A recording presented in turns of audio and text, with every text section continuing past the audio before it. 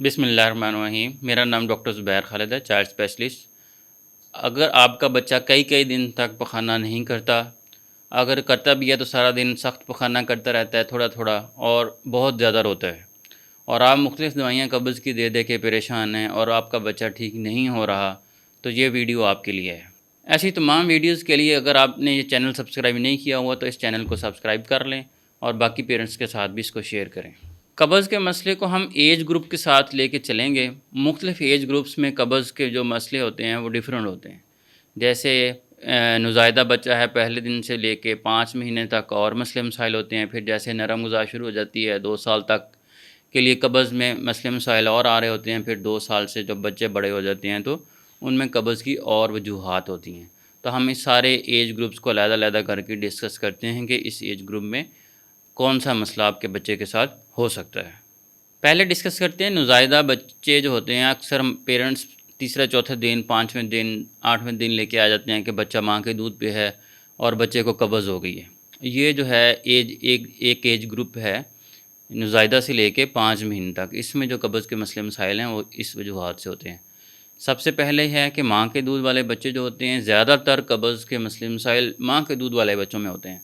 लेकिन उसकी क्या वजह होती है कि माँ का दूध अक्सर औक़ात कम पिलाया जा रहा होता है। जितनी बच्चे को ज़रूरत होती है तो उससे कम पिलाते हैं। उसमें क्या होता है, कई बार पहला बच्चा होता है, माँ को दूध पिलाना नहीं आ रहा होता, या माँ अपने काम में मसरूफ़ है, जितनी बार उसको दूध पिलाना चाहिए उतना पेट भर के दूध नहीं पिलाया जाता, उससे बच्चे को कब्ज़ हो जाती है। लेकिन अगर आपके बच्चे को माँ के दूध के साथ कब्ज़ है तो उसका दूध तब्दील करने की ज़रूरत नहीं होती। अक्सर औक़ात ऐसे होता है कि वो कोई मशवरा दे देता है कि अगर आपके बच्चे को माँ के दूध के साथ कब्ज़ हो रही है तो इसका दूध तब्दील कर दें, इसको गाय का दूध लगा दें तो उससे कब्ज़ बेहतर होती है। तो अक्सर हो भी जाती है, जैसे वो गाय का दूध लगाते हैं तो कब्ज़ बेहतर हो जाती है। लेकिन वजह उसकी यही होती है कि क्योंकि माँ का दूध कम दे रहे हैं, अब जब गाय का दूध फीडर भर के देंगे वो एक ख़ास अमाउंट आप देंगे, ज़्यादा दूध देंगे, जैसे ज़्यादा दूध जाता है बच्चे का कब्ज़ बेहतर हो जाती है।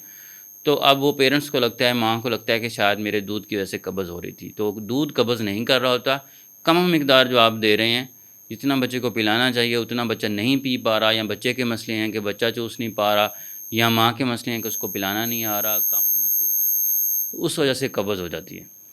अब अगर आपके बच्चे को कब्ज़ जो है वो इस एज ग्रुप में किसी भी दवाई से ठीक नहीं हो रही, वैसे तो इस एज ग्रुप में हम दवाइयाँ देते नहीं हैं। अगर 4-5 दिन तक कब्ज़ बेहतर ना हो तो सपोज़िटरीज़ हम दे सकते हैं, वो भी आपने अपने डॉक्टर के मशवरे के साथ देनी है। सपोज़िटरीज़ मतलब जैसे आम ज़ुबान में इसको बत्ती या ग्लिसरीन सपोज़िटरीज़ होती हैं वो देते हैं। अब अगर आपके बच्चे की कब्ज़ है जो किसी भी सूरत हाल में बेहतर नहीं हो रही, तो आपने किस बीमारी की तरफ देखना होता है। अक्सर डॉक्टर हैं वो थायराइड के टेस्ट कराते हैं, TSH, T43 के टेस्ट कराते हैं। अगर आपके बच्चे में हाइपोथायराइड हो, इन जो गले के हार्मोन की रतूबतें हैं ये कम हों, तो ऐसी सूरत हाल में भी बहुत सख्त किस्म की कब्ज़ हो सकती है। और इसके अलावा कुछ मरूसी बीमारियाँ भी होती हैं जिनकी वजह से जो है ना वो कब्ज़ हो सकती है। जो मरूसी बीमारियाँ ज़्यादातर होती हैं जिसमें कब्ज़ हो सकती है, वो एक हिशपरिंग डिज़ीज़ नाम की बीमारी भी होती है, जिसमें खुराकी नाली का एक हिस्सा जो होता है उसमें पट्टे नहीं होते, वो हरकत ही नहीं करता, जिसकी वजह से पखाना आगे मूव नहीं करता और कब्ज़ हो सकती है। ये भी आपके डॉक्टर साहब जो हैं वो बच्चे का एग्ज़ामिनेशन करके हिस्ट्री के ऊपर डिसाइड कर सकते हैं कि आपके बच्चे को ये मसला है या नहीं है।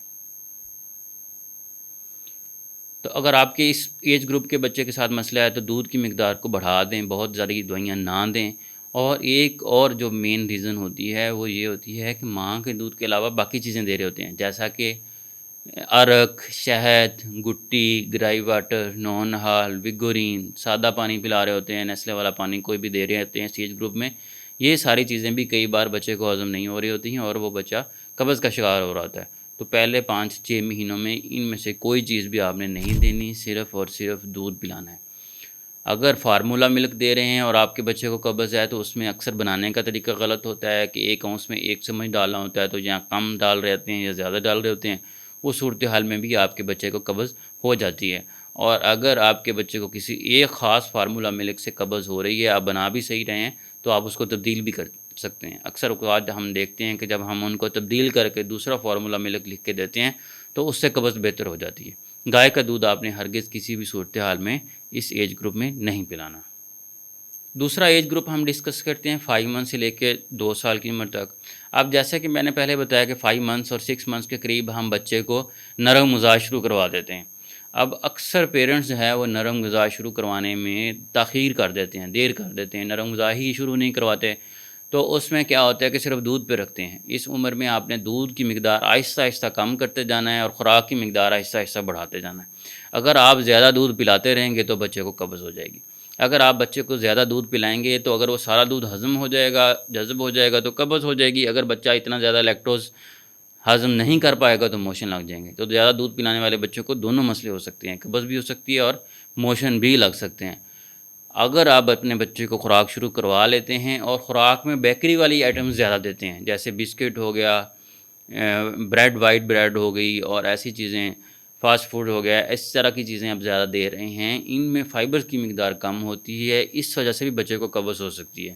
تو جیسے آپ اپنے بچے کو نرم غذا شروع کروائیں تو نرم غذا میں آپ فائبر والی چیزیں ہمیشہ زیادہ ایڈ کریں، جیسا کہ آپ گندم کی روٹی ہو گئی، گندم کا دلیا ہو گیا، فروٹس ہو گئے، کیلا ہو گیا، اور اس کے علاوہ آڑو.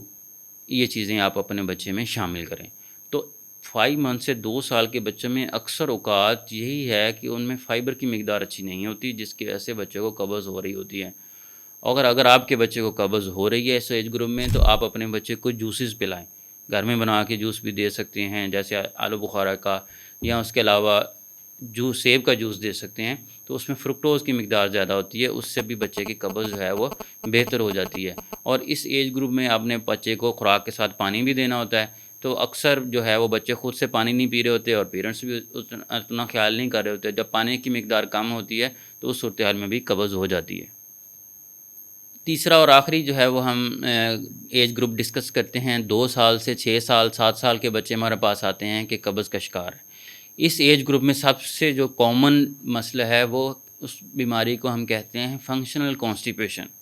فنکشنل کانسٹیپیشن کا مطلب ہے کہ وہ کوئی خاص جو ہے وہ پیتھولوجیکل بیماری نہیں ہوتی، لیکن اب کیا ہوتا ہے اس میں کہ بچے کو اگر ایک بار کانسٹیپیشن ہو گئی ہے اور اس کو سخت سٹول پاس کیا اس نے اور اس کو پین ہوئی، پخانہ کرتے ہوئے پخانے والی جگہ پہ درد ہوا یا خون ہے تو بچے ڈر جاتے ہیں. اس کے بعد جب قبض ٹھیک بھی ہو جاتی ہے تو بچے سارا دن جو ہے وہ پخانہ نہیں کرتے، پخانہ کو روک کے رکھتے ہیں. تو جتنی دیر تک پخانے کو روک کے رکھیں گے، پخانہ جو ہے وہ جسم کے اندر پڑا پڑا سخت ہونا شروع ہو جاتا ہے، اس میں سے پانی جذب ہونا شروع ہو جاتا ہے تو مزید سخت ہو جاتا ہے. جب وہ سخت ہوتا ہے تو پھر بچے سٹول پاس کرتے ہیں، پھر ان کو درد ہوتی ہے. تو یہ ایسے وہ چلتا رہتا ہے. تو بچے پھر وہ سٹول پاس کرنے سے گھبراتے ہیں یا تھوڑا سا سٹول پاس کر کے باقی سارا سٹول پاس نہیں کرتے اور قبض کا شکار ہو جاتے ہیں. اور دوسرا اس میں یہ ہوتا ہے کہ اس ایج گروپ میں اکثر بچے کھیل کود میں مصروف ہوتے ہیں، موبائل میں، ٹی وی میں دیکھ رہے ہوتے ہیں. ان کی کوئی فیورٹ پوئم چل رہی ہے، ڈرامہ چل رہا ہے، ان کو پخانہ آیا ہوا ہے، سٹول انہوں پاس کرنے کی حاجت ہو رہی ہے، لیکن وہ کرنے ہی نہیں جا رہے، سٹول ہی نہیں کر رہے، پاٹ پہ نہیں بیٹھ رہے، ان کی پوٹی ٹریننگ بھی اچھی نہیں ہے. تو ان وجوہات کی وجہ سے بھی جب وہ جو پخانہ نہیں کرتے تو تب بھی پخانہ جسم کے اندر زیادہ دیر تک سٹور رہتا ہے، جس سے قبض ہو جاتی ہے. تو اس ایج گروپ میں پیرنٹس کو چاہیے کہ بچے کی پوٹی ٹریننگ کروائیں، ایک ٹائم فکس کر لیں، اس ٹائم پہ بچے کو لازمی آپ نے اس پہ سیٹ پہ یا کمبورڈ پہ بٹھانا ہے تاکہ بچہ اس ٹائم کے حساب سے اس کا ٹائم سیٹ ہو جائے اور وہ روزانہ سٹول پاس کرے. اگر اس کو پخانہ آیا ہوا ہے یا نہیں آیا ہوا تب بھی آپ نے بچے کو اس کے اوپر بٹھانا ہے تاکہ اگر وہ فنکشنل کانسٹیپیشن کا شکار ہے تو وہ کرے. اگر اس کو پخانہ کرتے ہوئے بہت زیادہ درد محسوس ہوتا ہے، روتا ہے یا خون آتا ہے، تب آپ فوراً اپنے کسی قریبی ڈاکٹر سے مشورہ کریں اور اس کو لوکل لگانے والی دوائیاں ہوتی ہیں جو کہ پخانے والی جگہ پہ لگائی جاتی ہیں، جس سے انفیکشن اگر کوئی ہو یا درد ہو یا کوئی خون آنے کی وجہ ہو تو اس سے وہ چیزیں ٹھیک ہو جاتی ہیں اور بچے جو ہے وہ آسانی سے پخانہ کر سکتے ہیں.